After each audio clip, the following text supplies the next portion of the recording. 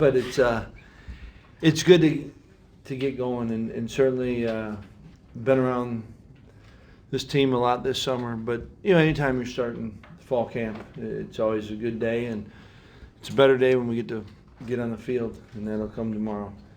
But I've certainly appreciated what this group has done, leading up to this point. And there's, I talked to them today.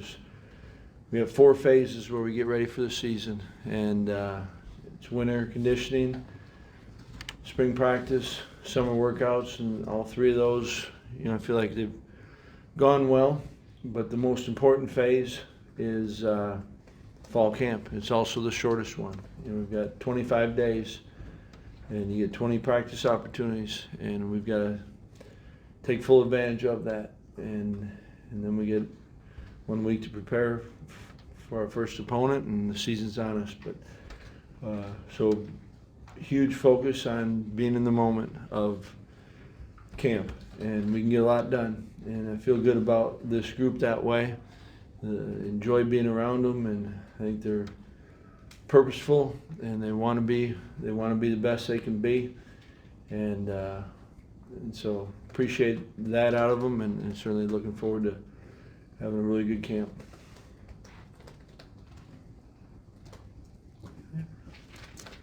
All right. That was quick.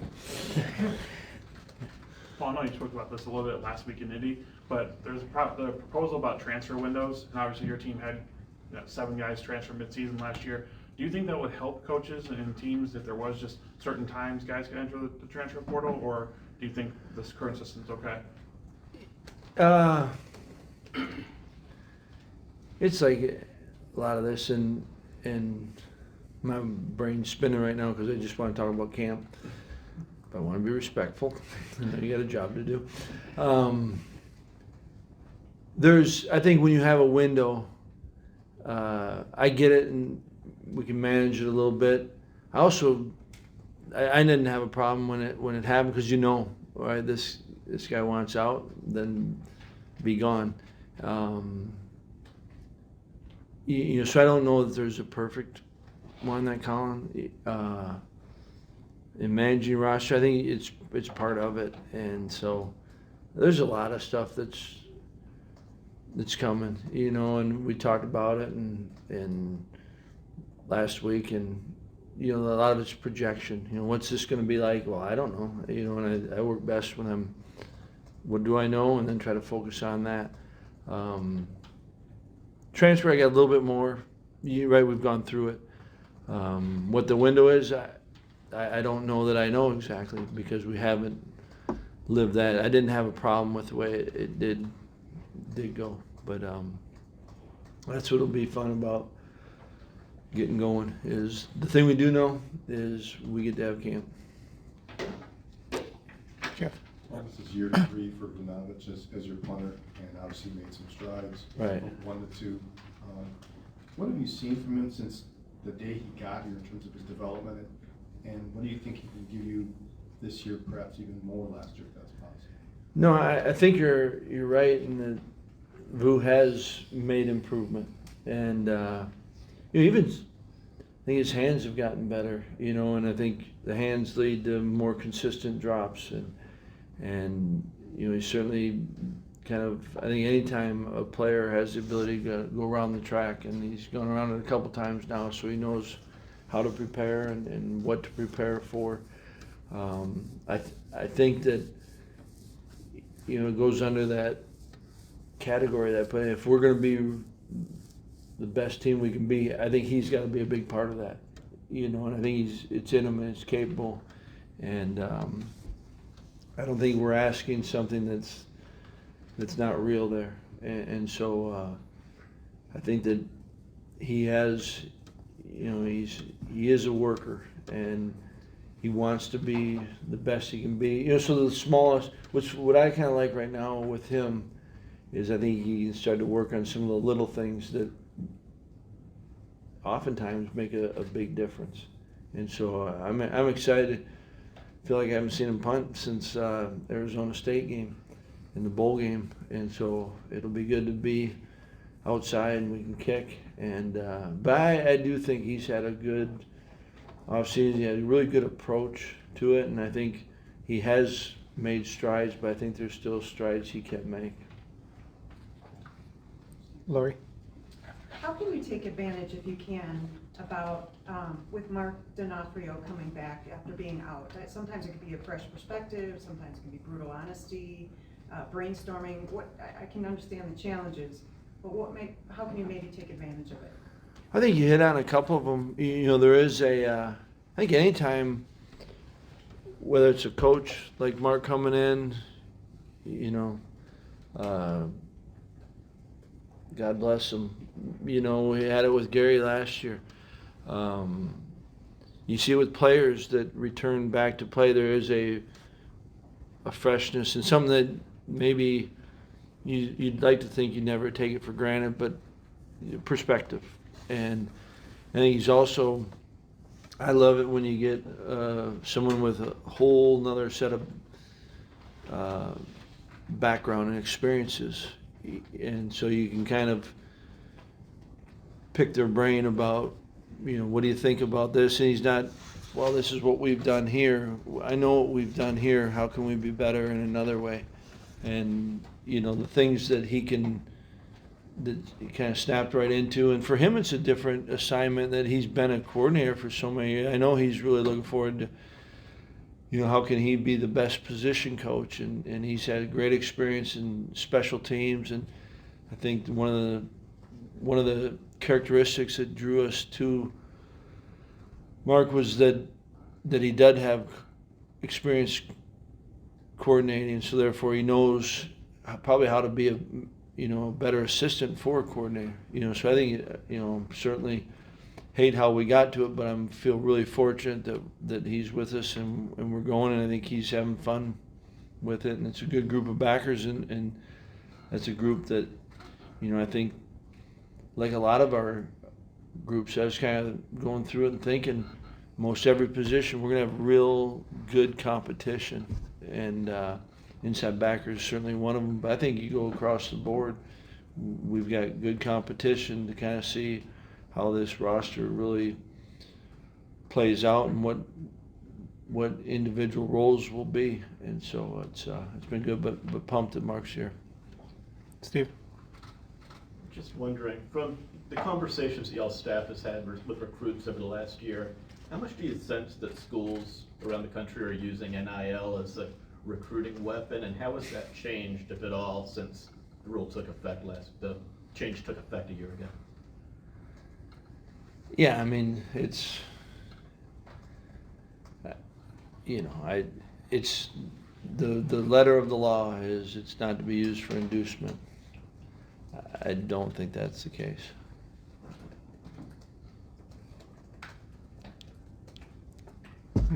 My question is, I was wondering, Jackson from Verona is making the conversion or switch from tailback to fullback. What traits do you see in Jackson that you feel will make him a good fit as a fullback? Kind of like maybe in the similar role as Brady Ewing from the past and other fullbacks from Wisconsin.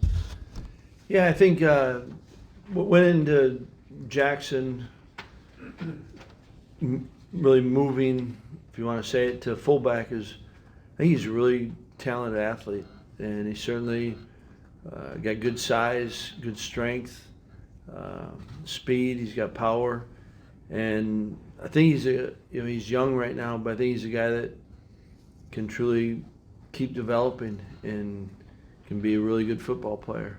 And I think he's a little bit, you know, there's some similarities maybe to Brady. You know, Alec Ingold, his first year played exclusively tailback, and then we moved him. I just think he's a good player, and you try to find a way to have spots for all your good players, and you know, he's certainly willing to do a lot of things, and I think, you know, Jackson, it depends how he continues to grow and improve, but I think there's a number of different things you can do with him. Jesse? Well, Chase Wolf is entering his 5th season in this program. It's largely a backup for his whole career. How have you seen him handle that throughout his time here, and what are the steps you feel like you've seen him take to put himself in position to be successful if something were to happen? Yeah, I think, Chase is, one of the qualities of Chase I've always liked about him and you continue to see is he is competitive. And, I think competing with himself, loves competing against whoever and whatever. And I think right now I see a guy that's pretty confident too in who he is as a quarterback and what he can bring. And so I'm looking forward to seeing Chase this fall camp and going and there's been different parts. He's been asked at different times. Last year was Michigan game, the year before was Minnesota. Where you're going to be called upon, and none of us know how things are going to play out. But I've liked the way that he's approached everything, and I don't think he's a great team guy. So he's not going to try to be disruptive, but that also can't be confused with he's not a competitor, and I think that's a pretty good. He's balanced that, and he's got a good blend of it where I think he'll go attack it, and I like that. And competition brings out the best in all of us, and I'd like to see some there. And I like what Graham's done, but I think if Chase can get better, it forces Graham to be better. If Graham is better, it forces Chase to get better, and I think those two got to be able to push each other. Colton. This one's about this year's team, don't worry. Awesome. A couple weeks ago, Braylon Allen posted a photo of him, Chez, and Isaac, kind of comparing it to the backfield of Ball, Gordon, and more Lincoln and White a few years back. Do you like Braylon kind of having that confidence and that expectation for this backfield this season? Yeah, and I think they're chasing the right group, and I was lucky to be with that group. And I really like the group that we have right now, and Braylon and Chez and Isaac, so I absolutely do like it.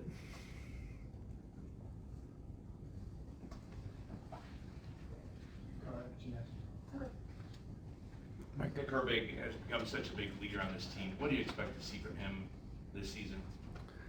No question, he is a big leader for us, and Herbie loves playing the game and loves competition and works his tail off, and I think that's why guys respect him, and that's, I think, therefore why he is a respected leader. And what I want from a lot of our leaders is I want this team's personality to be reflected of them, right? I want this team to take on those guys' personality. Now it's a little bit tricky because Herbie's a lot different personality than Keanu and Tippmann and Chim and Graham and whatnot, right? But I want Herbie to be who he is. He's important to this team because of all that he brings and the drive that he has for himself, and therefore what he kind of puts on others. And feel really fortunate, to be with him, because that's pretty unique. But he wouldn't ask one thing of his teammates that he wouldn't do himself, and he will do anything for this team. And it's a pretty good example, that we've all got to follow, and we've got to match. Carly in the back. Yeah, what do you want to see from Graham in fall camp and heading into the season just to take that next step as a starting quarterback? Yeah, I want Graham to play with great confidence and consistency, and understand that he's doing his part when he can make all those around him better, and that's going to involve a lot of different things. There's going to be times where it's going to be squarely on him and he's got to be able to do it, throwing or putting us in the right play. There's going to be times where it's maybe not as direct, it's getting us out of a bad play or minimizing something that you want, but really want him to trust in himself and go play, but play with consistency and understanding that we got a lot of lot of trust in him, a lot of faith in him, and with that, there's a responsibility. And all of these things we've talked about and he wants, and I'm excited for fall camp for him. I'm really excited for every one of our guys, but certainly Graham, and it's, you know, we got some new faces that he'll be throwing to, and it's getting those guys squared away and getting them on the same page. But what's awesome about that position is you impact the whole team, you know, and kind of with that in mind, handle it the right way. Jerick. Paul, you got the list for the football staff, and just with looking at the recruiting staff in general, are you happy with the scope and the roles that are currently in place right now, or do you feel that you have to add more roles in the future? How do you feel right now? No, I feel good with the group that we got, and I appreciate the efforts that they've done. And I think, you know, Mickey's done an outstanding job, and you go right down the list of each and every one of them, and I've been impressed with them. And you know, we've got more now than we've ever had, and you know, I think we continue to go, and we got to work, and recruiting is all the time, and it takes not just the recruiting staff, it takes all of us. But I like that group, and yet, you know, I think you're always going to keep trying to find ways to get better. But I think a lot of the way this group can improve, we all can improve, is make sure that we're all maxing out and doing our part. Coach, you talked about staying in the moment during camp. What are the challenges that come with doing that, staying in the moment, but also looking forward to week 1 opponent and then the season ahead? Yeah, I think that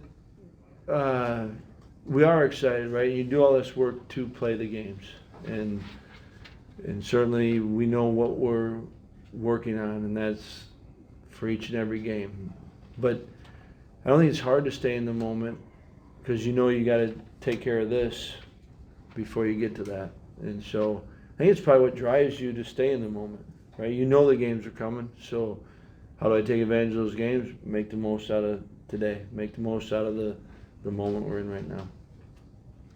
Todd. Paul, last week EW rolled out its plan for academic payments to players. I was wondering if you had any input in that, or asked to give input on that, and what it was, and maybe what it would have been if you didn't actually have the input to help shape how that's going to work, especially with most of it being tied to graduation. Yeah, I mean, I appreciate the input that Mac and others have asked. Here's what we're thinking. What do you think about it? And we're talking about one thing I do agree with, and like if you're talking about true academic, how do we reward academic success? Pretty good barometer saying if you graduate, that's worth something, and that's a good starting point. Got time for probably one more. Okay. Paul, with that outside linebacker group, and how have you seen Bobby recruit and put together that group of players, and what should their expectations be for this season? Yeah, I think Bobby does a great job, and I think he's a heck of a coach. And to me, coaches, you coach your players and you recruit. And I think he's got a room that has great competition in it. They got a great approach to every day. And that's one of those, like I said, every position's got it. I'm looking forward to seeing that group compete, and I'm looking forward to each individual in that room continuing to grow. There's some youth in it. I feel great about Herbie, and he's done a lot of stuff. And yet I don't care who you're talking about, you go down that list, and I get excited about them. And I know they put the work in, and Bobby does a great job preparing them for it. And so it's I like that group a ton, and I think they've all bring something a little bit different to it, and so I think that'll be a fun part of a camp, is kind of how does that play out, and how do guys earn their roles there.